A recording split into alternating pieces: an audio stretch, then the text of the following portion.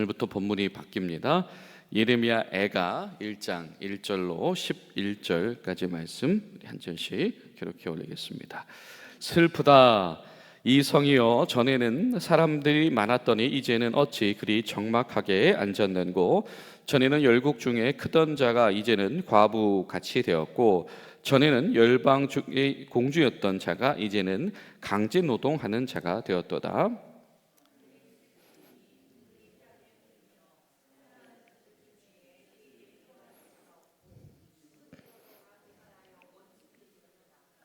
유다는 환난과 많은 고난 가운데에 사로잡혀 갔도다. 그가 열국 가운데 거주하면서 쉴 곳을 얻지 못하며 그를 핍박하는 모든 자들이 궁지에서 그를 뒤따라 잡았도다.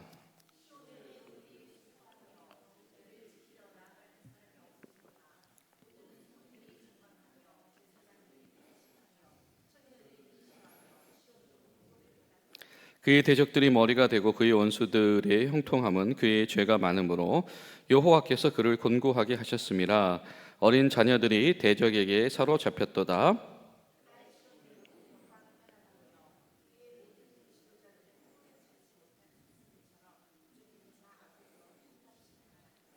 예루살렘이 환난과 유리하는 고통을 당하는 날에 옛날의 모든 즐거움을 기억하였으며, 그의 백성이 대적의 손에 넘겼으나 그를 돕는 자가 없었고 대적들은 그의 멸망을 비웃는도다.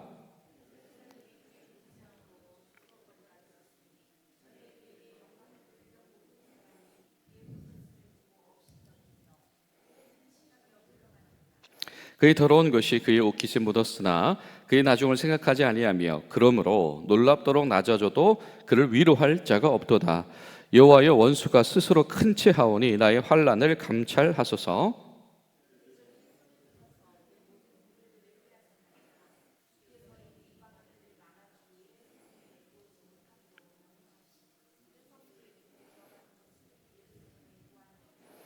그 모든 백성이 생명을 이으려고 보물로 먹을 것들을 바꾸었더니 지금도 탄식하며 양식을 구하나이다.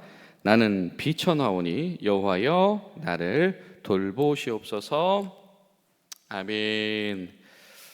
여러분, 우리 말씀을 나누기 전에 어저께 우리 수요 예배 시간에도 광고를 드렸지만, 어제 우리 이번 추수감사절을 맞이해서 우리 공군교회가 함께하는 감사로 채우는 이 30일 예배 일기가 도착이 되어져 있습니다. 여러분, 로비에 비치가 되어져 있는데요, 우리 개인적으로 수령하셔서 하루하루의 말씀 노트, 그리고 영성생활 점검, 묵상을 하였는지, 기도 생활 하였는지, 또 우리 감사 생활 하였는지를 이렇게 체크를 하면서 30일을 지날 수 있도록 구성이 되어져 있습니다. 여러분 다 개인적으로 가져가셔서 뒤에 보면 이름 쓰는 공간도 있거든요. 그래서 추수감사절에 이걸 다 함께 제출할 수 있도록 모두 다 함께 참여해 주시기를 부탁을 드립니다. 오늘부터 우리가 예레미야 애가를 함께 나눕니다. 예레미야, 여호와께서 세우신다, 여호와께서 도와주신다. 애가는 에이카라고 하는 이 탄식 소리입니다. 아이쿠, 어찌하여, 뭐 이런 이야기가 되겠죠. 그래서 보통은 이 슬픔 또 개탄 이 표현이 등장을 할 때에 이제 같이 등장하는 표현 중에 하나가 바로 이 에이카라는 표현입니다. 그리고 우리가 읽은 이 예레미야 애가는 소위 이제 메길롯이라고 하는데요, 이 주전 6세기 정도, 그러니까 제2성전기죠.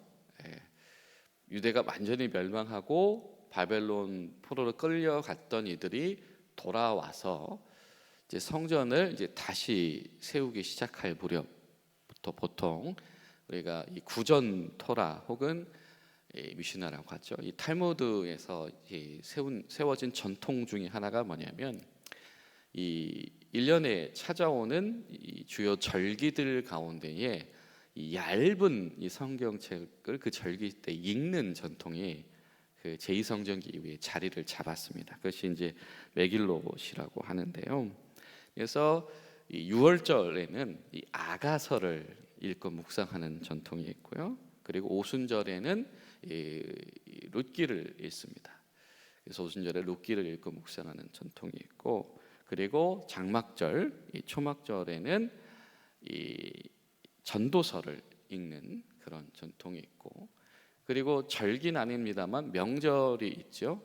에스더 시대 하만의 어떤 이 관계에서 유다 백성들이 노임을 받게 된 날, 이 부림절에는 이제 에스더서를 읽게 되는데, 그 중에 이제 6월 오순절, 77절과 이 장막절 사이에 기일이 하나가 있습니다. 절기는 아니죠. 절기는 하나님을 기억하기 위한, 하나님을 위한 날로 섬기는 날이 절기다라고 한다면, 기일은 일상생활 속에서 그냥 전통적으로 정해진 날인데요. 그 기일이 뭐냐면 바로 예루살렘 성의 멸망일입니다. 그래서 이 성전이 파괴되던 날을 기억하는 것이죠. 그래서 이것이 이제 제2성전기부터, 그리고 이 두 번째 이 제2성전부터 헤롯의 성전이 파괴되어진 그 시점까지 이 77절과 장막절 사이에 성전이 파괴되는 것을 기억하는 이 기념일에 읽는 성경이 뭐냐면 이 예레미야 애가다라고 하는 겁니다.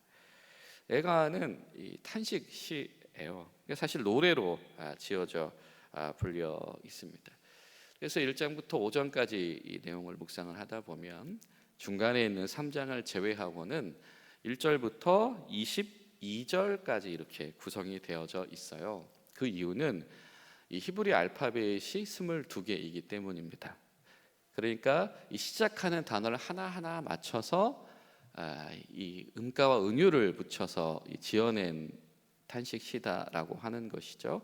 그 얘기는 뭡니까? 이거는 잘 기억하고 잘 불려지게 하기 위한 것이겠죠.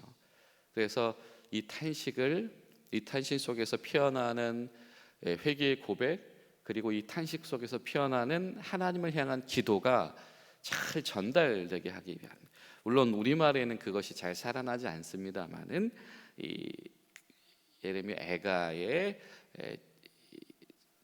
전달 자체가 그러하다라고 하는 겁니다.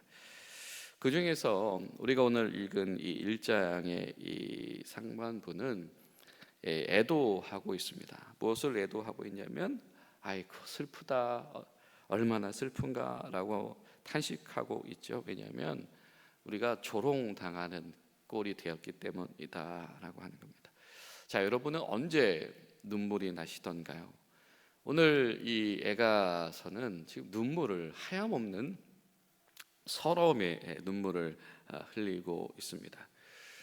그 많은 이 눈물의 이유가 있겠지만, 이 오늘 예레미야 애가가 흘리고 있는 눈물은 뭐냐면 이 조소거리, 이 아주 그냥 놀림거리가 되어져 버리는 그런 이 예루살렘의 무너져 버린 현실을 바라보면서 지금 눈물을 흘리고 있습니다. 그러나 단순히 그냥 이 삶의 기반이 무너졌다라고 하는 그 현상과 현실 때문에만 울고 있는 것이 아니라, 그들이 절대 그럴 리 없다라고 흔들리거나 무너질 리가 없다라고 장담했던 자신들의 신념, 하나님에 대한 신앙, 그리고 하나님의 성읍인 이 예루살렘 성에 대한 어떻게 보면은 이 신념인 거죠. 예루살렘이라고 하는 요새는 절대 패배하지 않는다라고 하는 것입니다. 그런데 이 모든 것이 다 무너져 버렸죠. 그래서 현실은 피폐해졌으며, 그 무너진 현실을 보고 조롱하는 이들이 생기는 것이 너무 비참하다라고 하는 겁니다. 그 속에 있는 이런 상황의 이면을 예레미야 애가는 비통해하고 있는 것이다. 우리로 치면 교회가, 또 기독교가 위축되고 교세가 줍니다. 그런데 이제 단순히 이 교회 숫자가 줄고 교인의 숫자가 주는 것뿐만이 아니고, 교회의 숫자와 이 교인의 숫자가 주는 이면 가운데 사회적으로 받았던 어떤 미움, 지탄, 손가락질들, 그리고 그것을 넘어서서 근본적으로 무너져 버렸던 것, 바로 진실한 신앙, 정말 한 사람 한 사람이 참된 그리스도인으로 살아가고 하나님 앞에 바로 서 있고 하나님의 책망을 면할 수 있었어야 한다라고 하는 바로 그러한 눈물이 이 예레미야 애가 속에서 드리워지고 있다라고 하는 것이죠. 여러분, 우리가 이 예레미야 애가를 묵상하는 이 기간 동안에 우리에게도 하나님께서 이끄시는 참된 이 거룩한 이 눈물과 탄식이 회복되어지는 저와 여러분들 되시기를 예수님의 이름으로 축복합니다. 오늘 말씀은 이렇게 시작을 하죠. 슬프다. 아이고 슬프다. 이 성이 전에는 사람이 많았으나 적막해졌고 과부같이 되었고 강제 노동 당하는 처지가 되었다라고 하는 겁니다.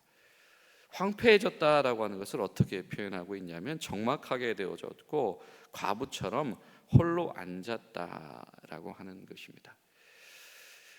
사람이 없을 뿐더러 나를 돌봐주는 사람, 나와 함께 삶을 공유하고 사랑으로 서로를 지지하는 사람, 그리고 나를 보호해주는 사람이 없고 이제는 나를 위해서가 아니라 다른 누군가의 이익을 위해서 노동을 해야만 하는 그런, 다른 말로 표현하면 삶의 꿈과 비전이 무너져 버린 그런 현실 속에서 살고 있다라고 하는 것이죠. 이때 찾아오는 것이 이 비통함이다라고 하는 겁니다. 여러분, 우리도 사실은 우리 삶 가운데 찾아오는 어떤 난관들, 그 난관이 심해지면 고난과 시련이 되겠죠. 그리고 그 사이에서는 비극적인 이 사건들이 연계되어져서 일어나게 될 겁니다. 바로 이 시절에 우리가 이것을 어떻게 돌파해 나갈 것인가라고 하는 것이죠. 그런데 오늘 이 예레미야 애가는 바로 그 상황 속에서 하나님 앞에 탄식하면서 그 마음의 방향을 잡는다라고 하는 겁니다. 다른 말로 표현하면 고통이 우리에게 가까이 와 있을 때에 그때가 하나님께 더 가까이 나아갈 기회이다라고 하는 메시지를 오늘 예레미야 애가가 우리에게 전하고 있다라고 하는 겁니다. 비통함이 슬픔을 느끼게 되는 것이 단순히 그냥 절망의 끝자락에 있다라고 하는 신호가 아니고 하나님께로 돌아가는 길을 여는 사실은 시작점이 될 수 있다라고 하는 것이죠. 자, 3절을 보면 아주 비참한 이야기를 합니다. 유다는 환난과 많은 고난 가운데서 사로잡혀 갔도다. 그가 열국 가운데 거주하면서 쉴 곳을 얻지 못하고 포로로 끌려가고 사방팔방으로 흩어져서 거기서 어디도 자기들의 어떤 고난이 없으며 그를 핍박하는 모든 자들이 궁지에서 그를 뒤따라 잡았도다. 피하려고 했었지만 피할 길이 없다. 더 이상은 방법을 찾을 수 없는 바로 그 시절에 하나님 앞에서의 탄식을 시작한다라고 하는 겁니다. 또 두 번째 4절을 보면 성경이 이렇게 말을 해요. 시온의 도로들이 슬퍼하며 절기를 지키려 나아가는 사람이 없음이로다. 자, 근데 무너진 현실은 바로 어떤 상황과 직결이 되어지냐면 신앙의 단절로 직결이 되어집니다. 여러분, 그렇잖아요. 우리 가운데 극심한 어려움을 당하는 이들은 사실 숨 쉴 힘도 없지요. 또 여력이 없습니다. 그런 이들이 그 상황 속에서 이 하나님을 찾고 신앙으로 잘 견뎌 나간다라고 하는 것은 때로는 상당히 이론과 실제가 다른 문제일 수 있다라고 하는 것입니다. 오늘 예레미야 애가 속에서 사실은 그의 눈앞에서 그의 동족들 가운데 그런 현실이 펼쳐지고 있다라고 하는 것이죠. 모든 성목들이 적막하고 제사장들은 이제는 탄식밖에 하지 못해. 영적인 지도자들도 지금 슬피 우는 일밖에 할 수 없는 바로 그런 상황들이고 처녀들은 근심하며 시온이 곤고를 받았다라고 하는 것입니다. 그런데 5절에 보니까 그의 대적들이 머리가 되고 그의 원수들이 형통함은 무엇 때문이다? 그의 죄가 많기 때문이다라고 하는 것입니다. 그런데 지금 이 모든 상황, 대적들이 오히려 승승장구하며 대적들이 그들을 지배하는 이 상황은 무엇 때문인 것이냐면 유다의 죄악 때문이다라고 하는 겁니다. 그래서 여호와께서 그를 곤고하게 하셨고 어린 자녀들이 대적들에게 잡혀가게 하셨다라고 하는 겁니다. 이스라엘의 죄악과 불순종이 하나님 앞에서 그들의 멸망을 자초했다. 다른 말로 표현하면 그들에게 찾아온 이 고통은 하나님의 정의와 공의에 의한 심판이다라고 하는 겁니다. 우리가 하나님의 정의와 공의를 기억하지요. 그러나 하나님의 정의와 공의가 나에게도 해당된다라고 하는 사실을 우리가 때로는 잊을 때가 있습니다. 자신에 대한 관대함입니다. 그런데 오늘 말씀은 바로 자신에 대한 관대함의 철퇴를 날리는 말씀이다라고 하는 것입니다. 하나님이 기억하셨기 때문에 그분은 신실하시기 때문에 그분이 심판하셨다라고 하는 것입니다. 여러분, 그렇기 때문에 이 탄식의 순간은 때로는 하나님 앞에서 나를 정확하게 조명하는 기회가 되어야 합니다. 하나님 앞에서 하나님의 시선 가운데에서 우리가 진실하게 나를 비추었을 때 우리가 하나님 앞에서 어떤 모습으로 설 수 있겠는가라고 하는 것이죠. 그리고 세 번째로 그 와중에도 8절을 보면 이런 말씀이 시작을 합니다. 자, 예루살렘이 그 범죄함 때문에 조속거리 놀림거리가 되었고 전에 그에게 영광 돌리던 모든 사람이 업신여긴다. 이제는 자신이 거들떠 보지도 않았던 사람들에게 그런 굴욕을 당하고 있는데 11절에 보니까 뭐라고 고백을 합니까? 그 모든 백성이 생명을 잃으려고 보물로 먹을 것을 바꾸었더니 지금도 탄식하며 양식을 구하나이다. 그때는 아주 그냥 영화와 성공에 취해서 더 좋은 것, 더 비싼 것만 구하다가 이제는 하루하루 먹고 살기도 어려운 그 비참한 현실인데 딱 한 줄 등장하죠. 나는 비천하오니 여호와여 나를 돌아보시옵소서. 오늘 나는 그 하루에 일용할 양식을 구하기에도 아주 그냥 급급한 처지입니다. 그런데 여호와여 나를 심판하신 하나님이여 나를 돌아보시옵소서. 고통 속에 있을 때 소망 가운데서 하나님을 바라보는 시선이 오늘 말씀 속에 등장을 하고 있다라고 하는 겁니다. 우리가 하나님 앞에 나아갈 길을 구하고 그 시기를 삼을 때, 그리고 하나님 앞에서 우리가 정직하게 서야 할 때에 그때의 길은 분명히 열려져 있다라고 하는 겁니다. 예레미야가 이야기하는 것은 무엇이냐면 고통 속에서 하나님을 찾는 방법은 무엇이냐면 하나님을 향해서 손을 내미는 것이다. 다른 말로 표현하면 우리의 전 상황을, 우리의 진실함을 하나님께 고백하는 것이다 라고 하는 겁니다. 우리가 그렇게 하나님을 찾을 때 그것 가운데서 소망이 있다라고 하는 것. 하나님의 긍휼은 바로 여기서부터 시작이 되어진다라고 하는 것이죠. 여러분, 오늘 이 말씀이 오늘 우리 하루 가운데 깊은 묵상이 될 수 있기를 간절히 소망합니다. 우리가 곱씹어서 이 말씀 가운데서 단물이 나오게 되어질 때, 그리고 우리가 묵상한 이 말씀이 때론 똑같이 누군가 이 굉장한 탄식 속에 있는 이들에게 전해줄 수 있는 이 생명의 단물이 되어질 때 하나님께서 우리 교회 가운데 귀한 은혜를 허락하실 줄로 믿습니다. 우리 그 믿음으로 거하시는 복된 하루 되시길 바랍니다. 기도하시겠습니다. 좋으신 하나님, 우리가 비통함 가운데서도 하나님을 찾았던 예레미야처럼 우리가 진실하게 주님을 찾을 수 있는 믿음을 우리 가운데 회복할 수 있기를 간절히 소망합니다. 주님 도와주셔서 우리가 탄식 속에서도 주님을 찾으며 주님을 정확히 발견할 수 있도록 도와주시옵소서. 예수님의 이름으로 기도하옵나이다.